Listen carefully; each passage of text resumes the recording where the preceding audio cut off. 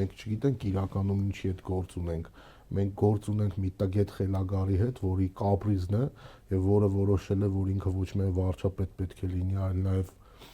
կաթողիկոս պետք է լինի կամ առնվազն կաթողիկոս նշանակող պետք է լինի։ Մենք չգիտենք իրականում միգուցե օտարերկրյա մեծ ուժերի աշխարհաքաղաքական ինչ-որ շարժումների, հետ կապված, որի հետքերը ամենայն հավանականությամբ ինչ-որ առումով նկատելի է, բայց մենք ծավալը չենք հասկանում։ Մենք պետք է որպես քրիստոնյաներ, հայ առաքելական եկեղեցու զավակներ, այնուամենայնիվ շարժվենք այն մոտեցմամբ, կոչով, հորդորով, գծով, որը ամենայն հայոց կաթողիկոս Գարեգին վեհափառը մեզ կասի։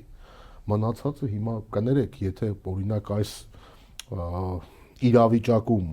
ես ինչ որ բան անեմ, որ իմ մտքին դա է եկել, դուք ինչ որ բան անեք, որ ձեր մտքին դա է եկել, ուր կհասնի։ Լավ տեղ չի հասնի։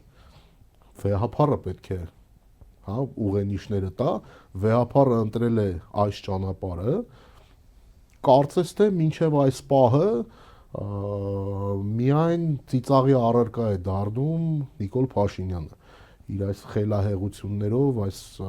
թույլ տվեք այդ բառը օգտագործել մայմունությամբ, որովհետև այն ինչ որ նա անում, դա մայմունություն է, բոլորը հասկանում են, չէ՞, մինչև տակավին վերջերս նա երբեք եկեղեցի չի հաճախել։